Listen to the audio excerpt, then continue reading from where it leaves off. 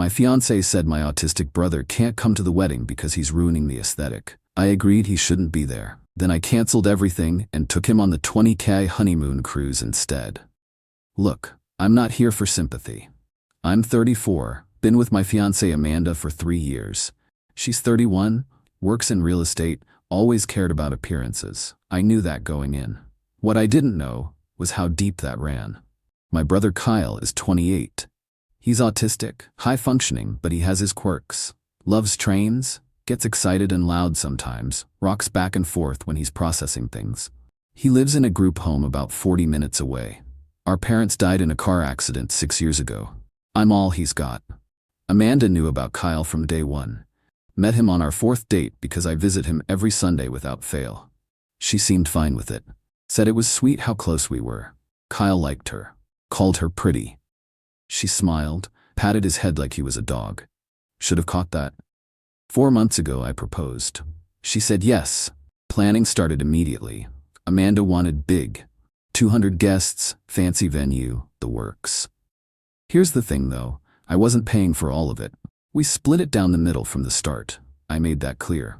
Her parents kicked in $15K, I had inheritance money from my parents I was willing to use, and we were each covering half the remaining costs.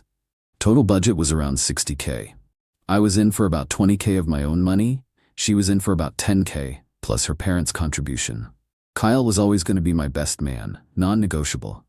I told Amanda that when I proposed. She said, of course, that's beautiful. We picked a venue, booked a photographer, did the cake tastings. Kyle came to one, got frosting on his shirt, laughed really loud at something, rocked in his chair. Amanda smiled through it. Tight smile. 2 months ago, Amanda started making comments. Small ones. Do you think Kyle can handle sitting through the ceremony? Maybe he should sit in back in case he needs to leave. I shut that down. He's my best man. He sits up front. She backed off. Temporarily. 6 weeks ago, we're addressing invitations. Kyle's going out, obviously. Amanda stops writing, looks at me. I've been thinking about Kyle. Here it comes. I put my pen down. What about him? She does this thing where she tilts her head, uses her soft voice. It's a big day. Lots of people. Noise. Might be overwhelming for him. He'd be more comfortable somewhere quiet. He'll be fine. I keep my voice level. He's been to weddings before. Not as the best man. All those eyes on him, walking down the aisle. What if he gets nervous? Then I'll help him. Amanda, he's my brother. I know. She reaches for my hand. I pull back. I love that you care about him. But this is our day. Our photos, our memories. He just doesn't really fit the vision. The vision. Those words hung there. I stared at her. What vision is that? She got defensive. You know what I mean? The aesthetic we've been planning. Everything's gonna be elegant, coordinated. I just think maybe he could come to the reception instead. Skip the ceremony. No. Flat. Final. He's my best man, or I'm not getting married. She backed off again. Said she was just worried about him being stressed. I didn't believe her, but I let it go. Mistake. 4 weeks ago, we're at her parents' place for dinner. Her mom's going on about the wedding. The flowers, the colors, the photos. Amanda mentions she hired this expensive photographer, some guy who does magazine shoots. He's very particular about his shots. Everyone needs to look perfect. Her dad laughs, says it sounds like a fashion show. Her mom gives him a look. Then her mom turns to me. So the groomsmen, are they all set with their tuxes? Yeah, all sorted. And Kyle? What about Kyle? He's sorted too. Amanda jumps in. Actually, Mom, we're still figuring out Kyle's role. I look at her. No, we're not. He's my best man. Amanda's jaw tightens. Her mom gets this uncomfortable look. Well, I'm sure he'll do wonderfully. It's just, Denise's son has autism and they had him sit with family during her daughter's ceremony. Worked out better for everyone. Better for who exactly? Silence. Her dad clears his throat. Amanda's mom smiles, that fake sympathetic smile. For him, dear. Less pressure. I'm not doing this. I stand up. Kyle's my best man. He'll be standing next to me. That's final. Amanda follows me out. We argued in the car. She cried. Said I was being unreasonable. Said she just wanted our day to be perfect. I told her it would be perfect with my brother there. She went quiet. Danger quiet. 3 weeks ago, things got worse. We're meeting with the photographer, going over the shot list. He's showing us samples, talking about groupings and lighting. He gets to the wedding party photos. So we'll do the classic lineup. Bride and groom center, wedding party flanking, Everyone matching heights as much as possible for symmetry. Then candids, some creative shots. These are the photos you'll have forever, so we want them flawless. Amanda nods along, she glances at me, then asks him, what if one of the groomsmen has special needs? Photographer doesn't miss a beat. As long as they can follow directions, stand still, smile on cue, it's fine. But if there might be disruptions, maybe keep them in fewer shots. Do some with, some without. Best of both worlds. I lost it. Right there. We're done here. Amanda tries to grab my arm. I pull away, walk out. She follows, heels clicking on the parking lot. You're being ridiculous, am I? You just asked him how to exclude my brother from photos. I was asking a question, 'cause you're embarrassed of him. I'm not. You are. You've been trying to push him out since we got engaged. She cried again. Real tears this time, I think. Said I was twisting everything. Said she loved Kyle, said she just wanted one day where everything was beautiful and perfect and she didn't have to worry. Worry about what, Amanda? About him having an episode or something. Making a scene, ruining the ceremony. There it is. He's not going to ruin anything. You don't know that. Yeah, I do. Because he's my brother, and I know him. We didn't talk for 3 days. I stayed at my place. We'd been splitting time between apartments, planning to move in together after the wedding. Those 3 days I thought hard. About her comments, her mom's comments, the photographer thing, the pattern. She called on day 4, apologized. Said she was stressed, didn't mean it, begged me to come over, I went. She made dinner, we talked. She promised she was good with Kyle being best man. Said she'd been out of line. I wanted to believe her. Part of me did. 2 weeks ago, breaking point. We're doing a final walkthrough at the venue. Amanda, her mom, her sister Jess, me, wedding coordinators showing us the layout, ceremony space, reception hall where everyone sits. We get to the front row setup. Coordinator points, immediate family here, parents, siblings. Amanda interrupts. Actually, my fiancé's brother won't be sitting. He's in the wedding party. Coordinator makes a note. Oh, perfect, best man. Yes. Coordinator smiles at me. That's lovely. We move on. Looking at the reception layout. Head table for wedding party. Amanda's studying the diagram. She turns to the coordinator. Is there any way to do a smaller head table? Just bride, groom, maid of honor, one groomsman? Coordinator looks confused. That's unusual. Most people want the full wedding party up there. I know, but space is tight and maybe it would look cleaner. Cleaner. I step closer. Amanda, what are you doing? She doesn't look at me, just exploring options. By excluding my brother, again, her mom cuts in. Oh, Amanda, don't fuss. I'm sure it's fine either way. Her sister Jess is quiet, looking at her phone. Coordinator senses tension. You know, we can configure the head table however you like. Or do a sweetheart table just for the couple. Amanda lights up. That could work. Then Kyle can sit with other family. Be more comfortable. I walk out. Just turn and leave. Amanda catches up in the parking lot. Stop running away every time. I'm not running. I'm removing myself before I say something I'll regret. Like what? Like that you're a shallow person who cares more about pictures than people. She slapped me. Not hard. Shock more than pain. We both froze. She started apologizing immediately. I got in my car. Left. That night, I drove to see Kyle. Got there around 8. He was in the common room, watching a train documentary. Saw me, face lit up. You weren't supposed to come until Sunday. I know, buddy. Just wanted to see you. We sat and watched trains. He told me facts about locomotives. Asked about the wedding. Was excited about his tux, about standing with me. You're going to be the best man ever. I know. I've been practicing standing still. He demonstrated standing rigid, arms at his sides, huge grin on his face. My chest hurt. Amanda doesn't want you at the wedding. His face fell. Why not? Says you don't fit the aesthetic. What's that mean? Means she cares more about how things look than about people who matter. Kyle processed that. Rocked a bit. Then, you don't have to marry her. I laughed. Bitter laugh. You're right, I don't. He looked at me, dead serious. Mom and Dad wouldn't like her. No, they really wouldn't. I stayed another hour, drove home, thought about everything. 3 years with Amanda, the good times, and there were good times. But this, Kyle, my brother, the person I loved most in the world. She wanted him hidden, minimized, erased from the aesthetic. Made my decision that night. Next morning I called the venue, canceled. They tried to argue about deposits. I said keep them. Called the photographer, canceled. Deposit gone. Called the caterer, canceled. More money gone. called the band, cancelled. Florist, cancelled. Cake, cancelled. Everything, one by one. Then I called the cruise line. We'd booked a 2-week Mediterranean cruise for the honeymoon, all paid, under my name since I'd covered it as my gift to us. $20K for a suite with a balcony. Asked if I could change the reservation. They said yes, but there'd be a fee to change names and I'd need to provide updated documentation. Fine. Changed Amanda's name to Kyle's. Sent over his ID, passport, medical info they needed.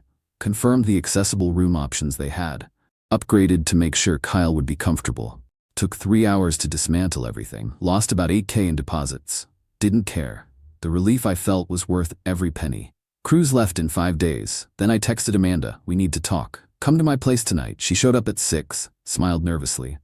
I've been thinking about what you said. I was wrong. I want Kyle front and center. Whatever makes you happy. Too late. What? The wedding's canceled. Everything. Venue, vendors, all of it. Her face went white. What are you talking about? I'm talking about I canceled our wedding this morning. You what? She started shaking. You can't do that. I just did. Most of it was in my name anyway. This is insane. You're insane, maybe. But I'm not marrying someone who thinks my brother ruins the aesthetic. She lost it. Screaming, crying, I had no right. She'd spent money. Her parents spent money. I was ruining her life over a misunderstanding. Not a misunderstanding. You've made it clear how you feel. I've apologized. Actions matter more than words. You've had weeks to show me you meant it. You didn't. She fell apart, begging. She'd do anything. Kyle could be best man, sit anywhere, be in every photo. I stayed quiet, let her wind down. When she finally stopped, I told her about the cruise. I'm taking Kyle instead of you. We leave in 5 days. The look on her face, disbelief, rage, betrayal. You're taking your brother on our honeymoon. Yeah, I am. That was supposed to be for us. I paid for it. It's in my name. You can't just give it away. Just did, and you paid for nothing. I covered the entire cruise as my contribution. Remember? She went pale. You're sick. That's sick. Maybe, but Kyle deserves a vacation more than you ever did. Get out. She didn't move. Get out of my apartment, Amanda. She left. Slammed the door so hard a picture fell off the wall. I sat down. Felt nothing. Then felt everything. Then felt nothing again. That was day 1. Day 2 and 3 were chaos. Her parents called. I didn't answer. Her sister texted. Blocked. Her friends bombarded me on social media. Deleted my accounts temporarily. Amanda tried calling. 47 times over those 2 days. Left 18 voicemails ranging from sobbing apologies to screaming threats. Saved them all just in case. Day 4 I drove to see Kyle. Told him everything. We're going on a cruise, just us. He didn't understand at first. What about Amanda? What about the wedding? Not happening anymore. Why? Because she doesn't deserve to be family. And you and me, we're taking a trip instead. Where? Mediterranean. 2 weeks. Ports in Italy, Greece, Croatia. His eyes went wide. We're gonna see trains in other countries? Probably, yeah. He hugged me, tight. This is better than a wedding. Day 5, night before we left, Amanda showed up at my apartment. I'd changed the locks. She still had the gate code. Buzzer rang at 10 p.m. Ignored it. She started yelling from outside. Ethan, open the door. We need to talk. Please. I'm begging you. Don't do this. My neighbor came out, asked if I wanted him to call the cops. I said no, she'll leave. She did, eventually. Left a letter taped to my door. Didn't read it. Threw it away. Probably should have kept it, but I was past caring. The cruise was perfect. Kyle had never been on a plane before. He was nervous, then excited, then fascinated by everything. Took a million photos of the wings, the clouds, the flight map. At the airport in Rome, he couldn't stop smiling. We boarded the ship, his face when he saw our room, the balcony, the ocean. This is the best day of my life. We spent 2 weeks just existing. No drama, no wedding stress, no Amanda, just me and my brother. First port was Naples. We did Pompeii. Kyle was fascinated by the preserved train tracks, ancient as they were. Took photos of every stone groove where carts used to roll. Tour guide thought it was charming. Other tourists smiled at his excitement. Nobody looked at him like he was a problem. Nobody suggested he'd ruin their photos. In Rome, we saw the Colosseum. Kyle got overwhelmed by the crowd. Started rocking. I guided him to a quiet corner. We sat, waited. He calmed down in his own time. No rush, no judgment. Just patience. When he was ready, we continued. That's how it should be. Greece was his favorite, Santorini specifically. The white buildings, blue roofs, he said they looked like train stations from a storybook. We ate at a restaurant overlooking the caldera. He ordered the same thing I did because he trusted my judgment. Moussaka. He loved it. Asked if we could have it again tomorrow. We did.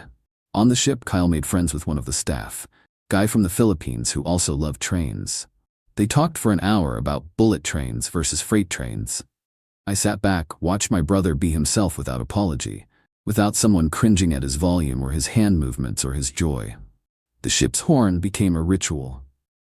Every time it blew, signaling departure from a port, Kyle would run to our balcony, wave at the dock, grin at me. This is the best, Ethan, every single time.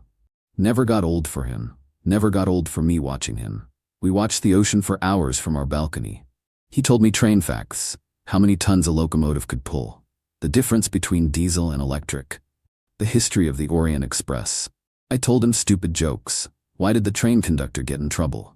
He went off track. He laughed every time, even when I repeated jokes. Formal night on the ship, we dressed up. Kyle in a button-down I'd packed for him, me in slacks and a nice shirt. We took photos. The ship's photographer said we looked distinguished. Kyle beamed. These are better than wedding photos. You're right, buddy. They really are. 5th day into the cruise, I made the mistake of turning on my phone when we were in port. Had Wi-Fi. Messages flooded in. Texts, voicemails, emails. Most from Amanda. She'd left more voicemails after we left. 31 total now from the day I canceled through now. I scrolled through some of the newer ones. Listened to a few. Big mistake. One from the day after we left. Sobbing. Ethan, please. I'm sorry. I'm so sorry. I love you. I love Kyle. I was awful. Please come back. We can fix this. Call me. Please. One from 2 days after departure. Angry. You know what? Screw you. You humiliated me. Everyone knows you canceled our wedding 5 days before. My parents are out $15K. I'm out thousands. My friends think I did something terrible. You won't even tell people why. You're a coward. One from day 4. Manic. I get it now. You were right. I was terrible. Kyle is wonderful. I'll make it up to him. To you. We can have a small wedding. Just family. Kyle can do whatever he wants. Please. Just call me back. Latest one from this morning. Cold. My dad's looking into legal options. You defrauded us. Led us on. Made us spend money under false pretenses. You'll be hearing from our lawyer. Hope your little vacation is worth it. I deleted them. Turned the phone back off. Told Kyle none of it. We had a week left. I wasn't letting her poison it. We got back stateside, tanned and genuinely happy. Kyle didn't want to go back to the group home. Can I stay with you? Buddy, you've got your routine there, your friends. I know, but I like being with you more. We'll do more trips, I promise. He accepted that. Drove him back, hugged him goodbye, watched him walk inside. He turned back, waved, best 2 weeks ever. Same, Kyle? Same. Got back to my place, mail piled up, one letter from a law office. Opened it. Amanda's parents were threatening to sue for the money they contributed, citing emotional distress, financial harm, breach of promise. I called a lawyer that afternoon.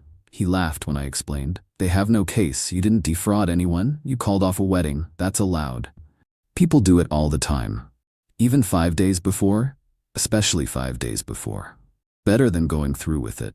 Breach of promise to marry isn't even actionable in most states anymore. Hasn't been for decades. Wedding gifts, contributions, those are gifts. Can't sue to get gifts back just because you're upset. They're blowing smoke. Send me the letter and stop worrying. 2 weeks later, I got a different letter. From Amanda. Handwritten. Long. Read like a diary entry. She explained she'd been in therapy. Realized she had issues with control and image. Her parents put pressure on her growing up. Always had to be perfect. The wedding became about proving something to them, to herself. She took that out on Kyle. On me. Apologized again. Said she understood if I never forgave her, but wanted me to know she was working on herself. Ended with, Kyle's lucky to have you. I didn't respond. What would I even say? I don't hate her. Don't really feel anything toward her anymore. She revealed who she was. I believed her. Made my choice. That's it. Month after that, ran into her sister Jess at a coffee shop. Awkward. She approached me. Look, I know it's weird. Just wanted to say I get why you did it. What you did. Amanda was out of line. I saw it. Should have said something. Why didn't you? Family. Easier to stay quiet. Yeah, well, silence is agreement. She nodded. For what it's worth, she's a mess. Lost a lot of friends over it. People heard what she said about Kyle. Didn't sit well. Good. Jess hesitated. You really took him on the honeymoon? I did. That's either the pettiest or most beautiful thing I've ever heard. Can be both. She left. I got my coffee, went to work. Life moved on. The fallout was interesting. Some friends took Amanda's side initially, said I overreacted, canceled too close to the date, embarrassed her publicly. Those people got the full story eventually. Most changed their tune. A few didn't. Said even if she was wrong, I was cruel. Those friendships ended. No big loss. If they thought protecting my brother was cruel, we had nothing in common anyway. Others reached out immediately. Said they respected what I did. Guys from my gym, colleagues who'd met Kyle at company events. My old college roommate called, said he wished he'd had someone like me when his sister was getting bullied. That meant something. Word spread about why the wedding got canceled. Small town, smaller circles. Amanda's comment about Kyle ruining the aesthetic made the rounds. Her reputation took a hit. Real estate's a relationship business. People buy from people they like. Turns out, people don't like someone who'd exclude a disabled person from a wedding for image reasons. Her sales dropped. Heard that from a mutual acquaintance months later. Didn't feel good about it. Didn't feel bad either. Actions have consequences. Started seeing someone new a few months later. Met her at a bookstore. She was buying a book about autism for her nephew. We talked. I mentioned Kyle. She asked questions, real questions, not the polite kind people ask before changing the subject. Genuine interest. Told her about Kyle on the second date. She asked to meet him. Brought him cookies. He loved her immediately. Good sign. It's been almost a year now. Wedding would have been next month. Instead, Kyle and I are planning another trip. Japan this time. He wants to ride the bullet trains. I want to watch him experience it. Amanda sent me one more message couple months ago. Just said, I hope you're happy. I am. Never regretted it. Not the canceled wedding. Not the lost deposits. Not the burned bridges with her family. Kyle comes first. Always has. Always will. Anyone who can't understand that isn't someone I need in my life. Simple as that. Looking back, I should have seen the signs earlier. The head pat on date 4, the tight smiles, the small comments, rose-colored glasses and all that. But the second she said he'd ruin the aesthetic, it was over. You don't get to come back from that. Not with me. Some things you can't unsay. People ask if I feel bad for her. Sometimes, she got caught up in something that mattered for the wrong reasons. Weddings do that. They become about the event instead of the marriage, the photos instead of the people, the image instead of the reality. She lost herself in that. But that doesn't excuse trying to exclude my brother from the biggest day of my life. Doesn't excuse weeks of subtle digs and manipulations. She made choices. I made mine. Here's what I learned. You can't compromise on your core people, the ones who matter most. You start making exceptions for how they're treated. You lose yourself. Kyle is my core. Has been since the day he was born. I was 6 years old, holding him in the hospital. Mom let me sit in the chair, showed me how to support his head. You're a big brother now. That means something. It meant everything. When he got diagnosed at 3, some family members suggested institutions. Said he'd be too much work. Mom and Dad shut that down hard. He's our son. He stays with us. They taught me that. Family doesn't get hidden away because they're inconvenient or different. You adjust. You accommodate. You love them louder. After they died, I promised them I'd take care of him. Promised at their funeral, standing between their graves. Kyle was there. Didn't fully understand they were gone. Kept asking when they'd wake up. I told him they wouldn't. But I was still here. Always would be. I meant that. Amanda wanted me to break that promise. Didn't matter that she didn't phrase it that way. Didn't matter that she claimed it was about his comfort or stress levels. She wanted him minimized, hidden, less visible in her perfect day. That's a broken promise. Can't build a marriage on broken promises. Best decision I ever made was buying Kyle that ticket. Seeing his face light up in every port, hearing him laugh on the balcony, watching him try to speak Italian to a waiter. Those memories are worth more than any wedding could have been. That's the aesthetic I care about. The look on my brother's face when he's happy. Everything else is just noise. Amanda's moved to a different city from what I heard. Fresh start. Hope she finds what she's looking for. Just glad it's not with me. Kyle asks about her sometimes. Is Amanda nice now? I don't know, buddy. Haven't talked to her. Oh, pause. I like your new girlfriend better. She likes trains. Me too, Kyle. Me too. That's it. That's the story. Cancelled a wedding. Took my brother on a cruise. No regrets. Would do it again. Kyle's meeting me for dinner tonight. We're planning Japan. He's bringing printouts of train schedules. I'm bringing patience. It's a good trade. Better than a marriage built on aesthetics and resentment.